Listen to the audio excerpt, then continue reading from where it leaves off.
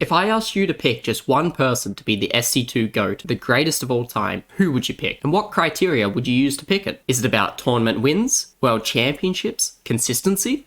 So I have set out and gathered all the statistics needed to answer this question once and for all. But first, our question needs its challenges. So I asked my Twitter for help and compiled a list of 26 of the finest and most impactful StarCraft 2 players from every generation. From Wings of Liberty, we have players like Nestea, Stefano and MVP. From Heart of the Swarm, we have Jaedong, Tasia and Rain. And from Legacy of the Void, the big hitters, Serral, Rogue, Maru, and many, many more. Some of these people are definitely not the GOAT of SC2, but they still represent the upper echelon of SC2 pro gamers, and I hope to find out some really cool information. To do this, I've created 8 categories by which to rank each player. We will consider their overall win rate, but also their win rate versus the other top 26 players. Of course, winning tournaments is so important, so we'll be ranking their Premier Tournament victories, as well as how many World Championships they have. We'll also look at their ability to win once reaching the finals, as well as a stat I called Deep Finisher. Lastly, I wanted to capture which players' results burned the brightest and whose burnt the longest.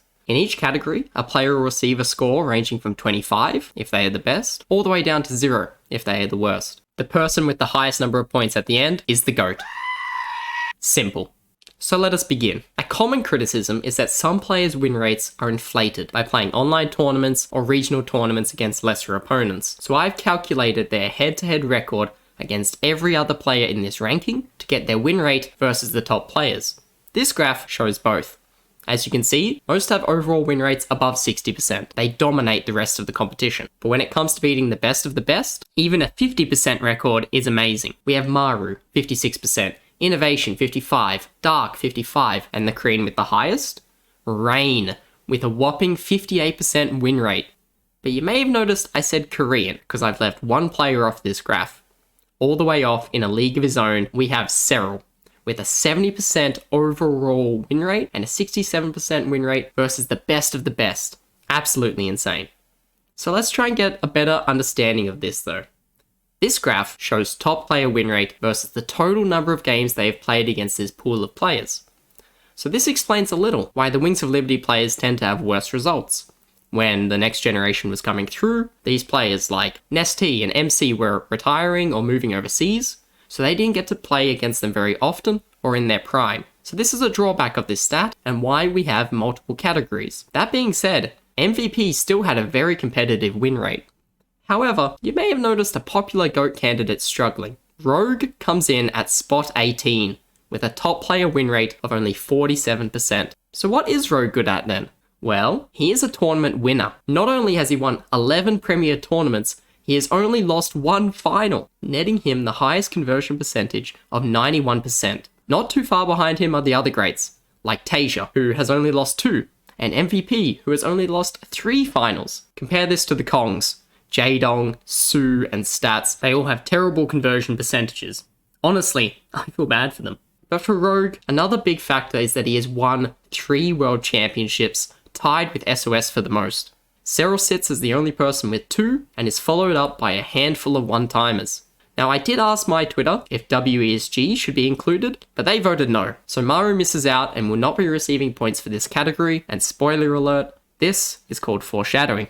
But back to Rogue. Really, the issue for Rogue is his consistency. He can go from winning a world championship to not even making it out of the first round in the next event.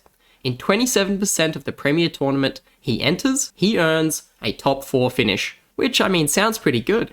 But compare this to Maru, who has played 20 more tournaments and reaches top 4 at a rate of 38%. And then we see people like Reina with some amazing results, and MVP 48%.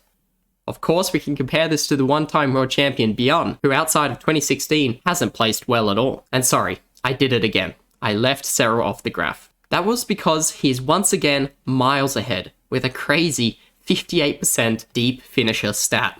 So finally, our last 2 statistics, and these track consistency over the long term and dominance no matter how long the career. So on the x-axis, we have unique medal years, which shows the number of years a player has earned a top 4 finish in a Premier tournament. So, this covers the longevity of a player's career. Innovation takes out the award for winning a medal in every single year of his career. Now the y-axis shows how many tournaments these players won per year's active. It is honestly extremely impressive that Maru, Innovation and Rogue all have rates higher than 1 for such long careers.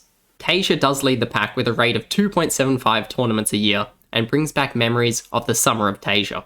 Well, actually this time I didn't leave off Serral, but if you have been paying attention, I did leave off MVP. He has a crazy rate of 4 tournament wins per year, winning 12 tournaments in only 3 years. Now, having given you an idea of all the statistics I've used to find out our GOAT, it is time to actually reveal the results.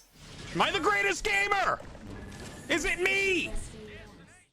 I've grouped the top 11 players in 5 different tiers, and generally, the highest points in a tier will be shown on the left, with the lowest on the right, but I believe we should look at the tier holistically. So let's start with tier 5, ranging from 114 points, SOS, to 99 with Reina. This is the tier of Protoss, and there are no Protosses in a higher tier. These players have either been very consistent, or in the case of SOS, won enough world championships that he is just set. Next up, in tier 4, we have Dark, with 121 points. Dark is an amazing player, but he started out his career as a bit of a Kong.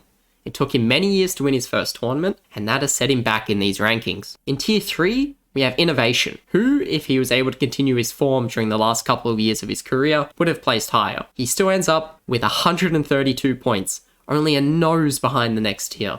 In 4th place, we have Rogue on 135 points.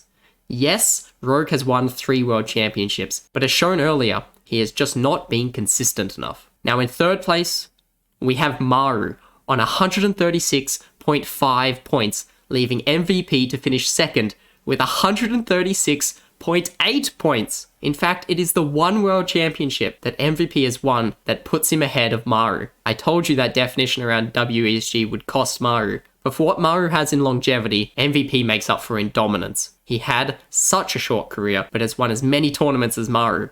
These 2 players are the greatest Terrans of all time.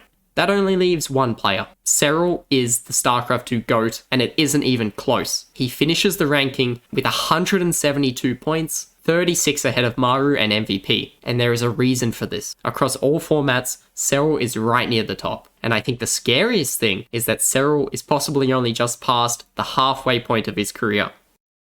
Who knows to what heights he can go to next. I just want to add a disclaimer that there is still bias in this video. I picked the different categories, so if you disagree with me, that is okay.